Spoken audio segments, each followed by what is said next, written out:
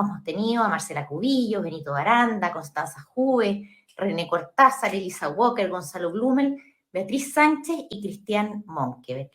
Estos lives, les recuerdo, los estamos haciendo junto a Emisor Podcasting y se transmite por las redes sociales de Sofofa. Y su contenido forma parte de la iniciativa Chile nos une, que ustedes ya pueden conocer a través de su página web.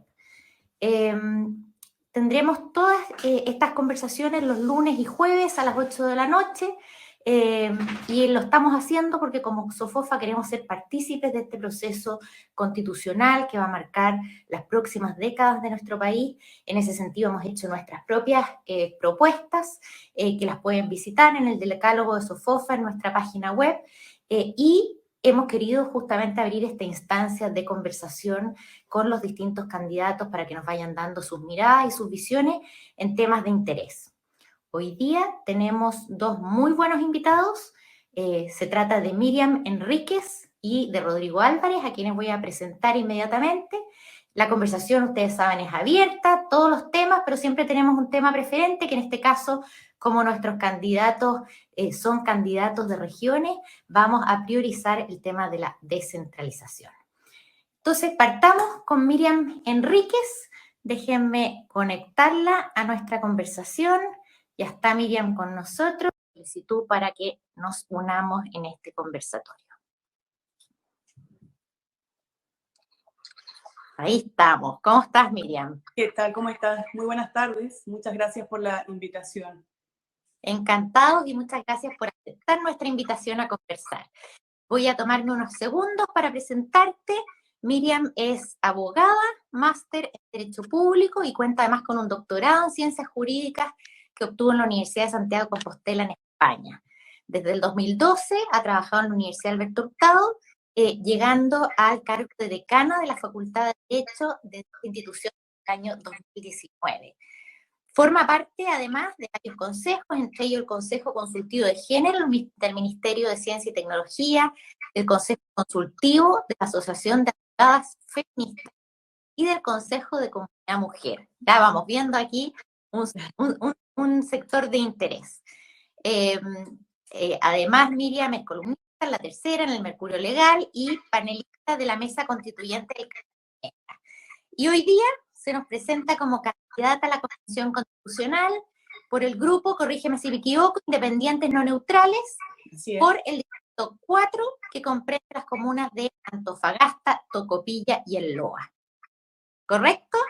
No, el distrito 4 no comprende esas comunas, sino que son las comunas de Alto del Carmen, Copiapó, Caldera, Chañaral, Freirina, Huasco, Diego de Almagro, y Tierra Amarilla y Vallenar. Son 9 comunas del distrito 4 de la región de Atacama. Pucha, tenía mal la información, mis disculpas por eso, Miriam, pero... No pasa nada, lo claro. Pudimos corregir. Muchas gracias. Oye, Miriam, la primera pregunta, pasas de decana, que es un trabajo de aula, de oficina, a hacer campaña en las calles en tu distrito.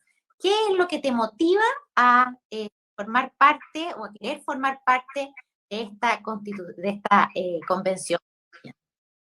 La verdad es que no ha sido una decisión sencilla, pero asumí el compromiso con muchísima convicción, con muchísima seriedad. Tomé la decisión justamente tras el triunfo del apruebo y la Convención Constitucional. Al menos yo pasé de una sensación de optimismo, de emoción, a una sensación de responsabilidad. Y justamente como tengo gran aprecio por Chile, por mi país y por mi región, entonces sentí la necesidad de aportar, creo que puedo hacerlo, y toca justamente como suerte, creo yo, la posibilidad de estar vinculada al derecho constitucional desde hace prácticamente 20 años, que yo me dedico a la enseñanza del derecho público, a la formación en derecho constitucional, y entonces tomé la decisión y he recibido muchísimo apoyo de la familia, de los amigos de la región, y también de la universidad donde trabajo para poder asumir y enfrentar este desafío. Así que estoy recorriendo la región, justamente en las comunas que acabo de mencionar, y estoy muy entusiasmada y con mucha fuerza de asumir este desafío. Y qué bueno poder, ¿cierto?, aplicar tan directamente los conocimientos en derecho constitucional que tú claramente Oye, entrando en el tema preferente que nos convoca, el tema de la descentralización, leí, veo que tienes una página web, que una de las cosas que tú buscas, leo literal, es que se construya un Estado unitario descentralizado que propicie un desarrollo social y territorial equitativo. Cuéntanos un poco qué atributos debiera tener este Estado descentralizado, porque te leí por ahí también que tú decías no solo tiene que ser administrativo, también tiene que ir acompañado de autonomía política, administrativa y financiera. Entonces, cuéntanos un poco cuál es tu visión de hacia dónde querrías que fuera este proceso. Sí, tal como decías, mi propuesta tiene que ver con un Estado unitario descentralizado, pero en definitiva es hablar de una mayor descentralización. Y cuando uno dice mayor descentralización, bueno, actualmente Chile tiene una descentralización administrativa. Creo que la apuesta de esta mayor descentralización tiene que ser una mayor descentralización política, que por cierto vaya acompañada de una mayor autonomía administrativa y fiscal. Y eso tiene que ver justamente con el hecho de que Chile es un Estado unitario fuertemente centralizado todavía, a pesar de todos los intentos que hemos hecho hacia una descentralización. Pero todavía no hay una definición o decisión fundamental hacia una descentralización política. Y creo que el centralismo, tal cual está estructurado actualmente, ha sido no solamente fuerte, sino que ineficiente. Si uno recorre justamente la región de Atacama, prácticamente en todas y cada una de las conversaciones surge el tema de la descentralización. O sea, la demanda de la región es por una mayor descentralización. Y se colocan ejemplos.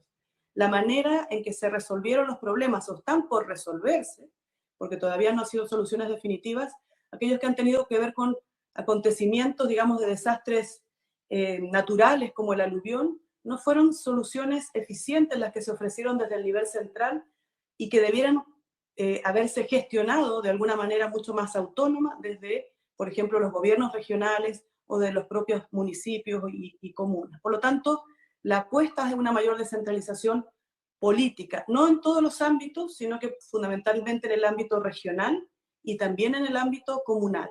De esta manera, entonces, ya despejo que el ámbito provincial sea uno de aquellos que tenga protagonismo, digamos, en el contexto de cambio constitucional. ¿Y qué es lo que se busca con esta mayor descentralización? Porque en definitiva uno puede hacer un diagnóstico, que yo no lo estimo favorable tal cual está estructurado hoy, pero uno tiene que pensar para qué. Y ese para qué justamente es para un mejor desarrollo social, un mejor desarrollo económico, un mejor desarrollo ambiental. En definitiva, si uno mira, no da lo mismo nacer y vivir, por ejemplo, en Chañaral, que nacer y vivir en Providencia. No es lo mismo nacer y vivir estoy poniendo ejemplos nada más, en Caldera que, por ejemplo, hacerlo en Vitacura. Entonces, no puede ser que el acceso a los bienes básicos, el acceso y a la satisfacción de los derechos sociales, por ejemplo, sea distinto según sea el lugar donde uno vive. Tiene que ser un acceso de la misma calidad, cualquiera sea el territorio donde uno habita. Y dime una cosa, Miriam, porque en el tema de la digitalización que hoy día está muy en boga, pero durante muchos años avanzó prácticamente nada, durante los primeros 20 años. Sin embargo, en los últimos años ha habido cambios importantes, probablemente más lo que es político desde el punto de vista de elecciones de los futuros gobernadores, pero no tanto en las transferencias de competencia o autonomía financiera. Entonces, ¿cómo ves tú el estado actual de las artes? ¿Puede esto generar tensiones regionales, frustración de expectativas respecto de lo que realmente se va a lograr con la elección de gobernadores?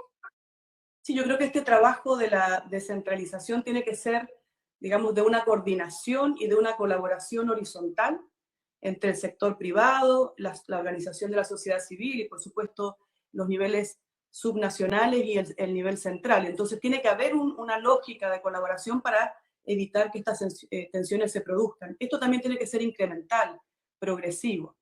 Y sin perjuicio de que se han hecho grandes cambios a propósito de la elección de ciertas autoridades como los gobernadores regionales que se van a elegir conjuntamente con los convencionales constituyentes, así que va a ser un momento de tránsito bien interesante. Yo creo que lo que está incompleto todavía tiene que ver con cómo se financian la toma de esas decisiones. Y uno se permitiría, por ejemplo, generar algunas propuestas o ideas, que pueden ser también contenido constitucional, por cierto, pensar, por ejemplo, que ciertos permisos locales, como las patentes municipales, puedan ser recibidas en el ámbito de las comunas, donde, por ejemplo, se encuentran las empresas que desarrollan alguna actividad económica, por ejemplo, la minería.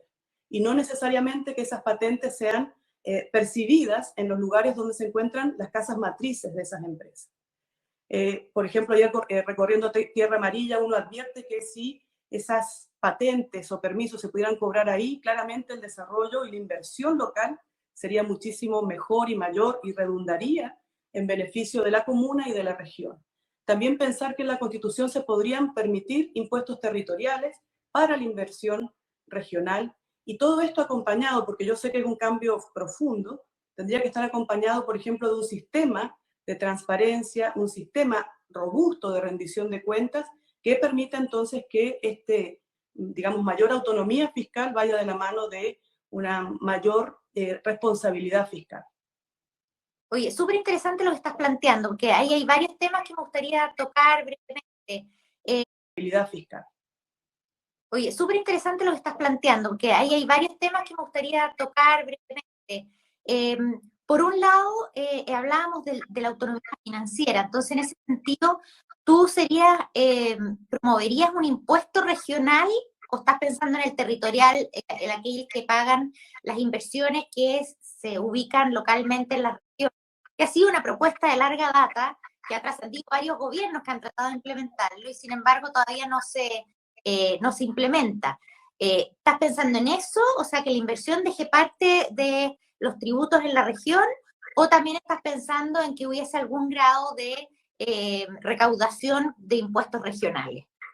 Yo estoy pensando, la regla general que actualmente fija la Constitución es que los tributos no tienen una afectación específica.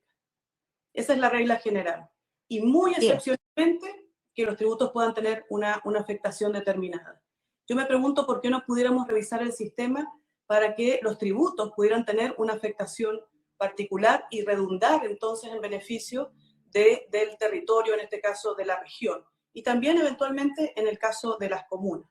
Pero cualquier cambio que haya en este tipo de sistema donde la regla general podría, digamos, combinarse con esto que actualmente es una excepción y transformarlo en algo más común, más general, vaya acompañado también de una responsabilidad fiscal que sea incremental, es decir, que uno pueda programar al mediano y largo plazo, porque también hay que pensar cómo se va a generar este proceso, cómo se va a ir acompañando este proceso que se puede fijar en la Constitución, pero que luego habrá que ver cómo se implementa y bueno, tiene que ser progresivo en su implementación.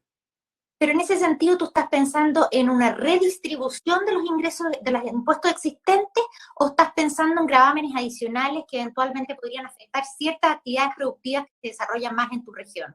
No estoy pensando que sea un aumento de los tributos, porque claramente eso está fuera de la discusión que yo planteo, sino que haya una, digamos, una afectación territorial de esos tributos, que esos tributos vayan en beneficio justamente de la región.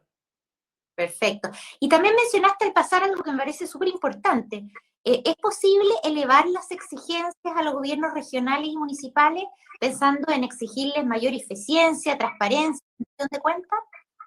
Sí, yo creo que eso es imprescindible. De alguna manera, cuando uno piensa en la reorganización del poder, piensa que va a reorganizar el poder, por ejemplo, descentralizando desde la perspectiva de la organización del poder en lo territorial, eventualmente una reorganización del poder a propósito del régimen político, desde la perspectiva de género y un largo etcétera. Pero en definitiva uno está pensando entonces en un Estado distinto.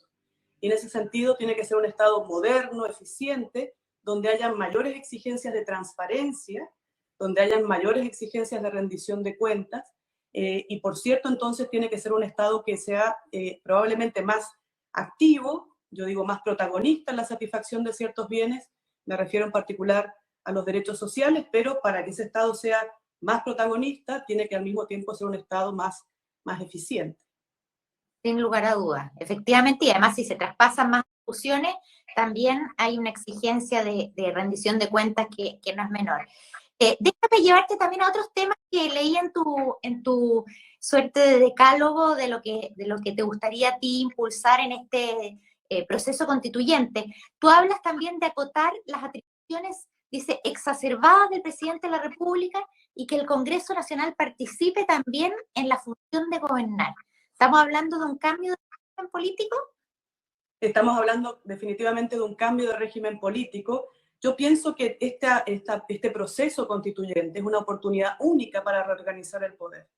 Y en el ámbito del régimen político, la reorganización del poder entre el Congreso y el presidente de la República supone, al menos desde mi perspectiva y mi propuesta, mantener el presidencialismo, pero incorporando elementos propios del régimen parlamentario. Uno podría decir un presidencialismo parlamentarizado. Esto supone cambios fundamentales porque, desde mi punto de vista, la manera en que está estructurado actualmente el presidencialismo genera ciertas dificultades, por ejemplo, de gobernabilidad, cuando, por ejemplo, el presidente no tiene mayoría parlamentaria, como sucede actualmente en el Congreso, o cuando existe un régimen multipartidista como es el actual. Se producen situaciones de bloqueo que lamentablemente el régimen presidencialista no permite salidas. Entonces es justamente incorporar esos elementos propios del régimen parlamentario para identificar cómo se sale de esos momentos de ingobernabilidad. Y eso significa, por ejemplo, dar atribuciones para disolver el Congreso o al revés para interpelar a la presidencia. O sea, una de las alternativas tiene que ver con la censura constructiva, por ejemplo. Hay muchas maneras de ir incorporando elementos del régimen parlamentario al régimen presidencial. Por ejemplo, la posibilidad de que los parlamentarios puedan o tengan la incompatibilidad para ser ministros de Estado. La posibilidad entonces que la censura que hagan los parlamentarios sea una censura constructiva. Y también la posibilidad, y en ese orden, de que el presidente de la República pueda disolver, por ejemplo, la Cámara de Diputados. De esa manera, entonces, se va generando una alternativa de solución a los momentos de crisis que generan ingobernabilidad y que actualmente no hay mayores salidas. Y en ese conjunto digamos, de decisiones que pudieran tomarse en este proceso constituyente para limitar las atribuciones del presidente, también hay que ver cómo se mantienen o no las atribuciones normativas del presidente de la República, porque hoy el presidente es prácticamente quien tiene la suma o gran parte de las potestades normativas y el Congreso participa solo en el rol de colegislador y participa solo en el rol de fiscalizar al gobierno, pero no participa de la tarea de gobernar y tampoco participa de manera profunda en la tarea de dictar gran parte de las normas de nuestro ordenamiento. Oye, y hablando de participación, he visto que tú también abogas mucho por la mayor participación ciudadana, incluso postulando que hubiesen plebiscitos, consultas en materia medioambiental que fueran vinculantes, referéndum, revocatorio, etcétera. Entonces, mi pregunta es, ¿hay ahí un riesgo de captura de grupos de interés? Porque finalmente siempre son grupos pequeños que tienden a generar más presión, movilizar más recursos, entendido como información, no solo recursos monetarios. ¿No puede eso generar un riesgo al juego democrático? Sí, yo aprovecho la pregunta para la relaciono con las anteriores. Cuando uno piensa en por qué mayor descentralización, la búsqueda es un mayor desarrollo y al mismo tiempo un desarrollo que sea equitativo. Si uno piensa por qué modificar el régimen político, es justamente para no generar improvisación política, para no tener momentos de ingobernabilidad. Y si uno piensa por qué mayor participación ciudadana, una democracia representativa complementada por una mayor democracia participativa ciudadana, es justamente para canalizar las inquietudes que tienen los distintos sectores sociales. Entonces es una vía formal de canalizar estos intereses. No es para capturar, no es para que digamos, esos grupos capturen, sino que para que se canalice y se formalicen esos intereses. Una vía institucional para canalizar esos intereses. Y entre las distintas propuestas que complementan la democracia representativa, una de las propuestas tiene que ver con las iniciativas. La iniciativa popular de ley puede ser la iniciativa popular de reforma constitucional o para las políticas públicas. Cuando me refiero al referéndum, también, por ejemplo, podría ser una alternativa al referéndum constitucional, como actualmente lo fija la Constitución, y probablemente más ampliado, y también al referéndum revocatorio de la ley, por ejemplo, que un número determinado de personas decida que una determinada ley pueda ser cesada en su vigencia, y algunos también plantean la posibilidad de que haya una revocatoria de mandato. Yo creo que si se cambia el régimen político y se incorporan elementos del régimen parlamentario, revocar el mandato del presidente no es necesario porque se descomprime de la otra forma. Pero eventualmente algunas autoridades digamos, por ejemplo, locales, como los alcaldes, perfectamente también podrían ser de aquellas que, si su mandato la ciudadanía no lo estima, que se ajusta, por ejemplo, al plan que estaba previsto, en el plazo de un par de años pudiera votarse para revocar ese mandato. Pero pensándolo en una lógica de cambio general, ese tipo de instituciones no necesariamente debieran estar presentes. Entiendo. Miriam, se nos pasa muy rápido el tiempo, así que quiero pasar a un par de preguntitas cortas como para conocer tu posición. Así que no es un sí o un no, pero va a ser un poco más dinámico. Reconocimiento indígena. ¿Tú hablas de un país de carácter plurinacional o multicultural? Bueno, yo creo que son cuestiones distintas. Yo, en principio, e independientes no neutrales, decimos que el Estado chileno debiera ser un Estado plurinacional, que reconozca que no existe una única nación como la chilena, sino que existen distintas naciones. Pero a renglón seguido, debiera uno reconocer que existen distintas culturas, y no solamente reconocer que existen varias, sino que también estas puedan coexistir de manera que intercambien y que se integren las distintas culturas. Yo diría plurinacional, multicultural e intercultural.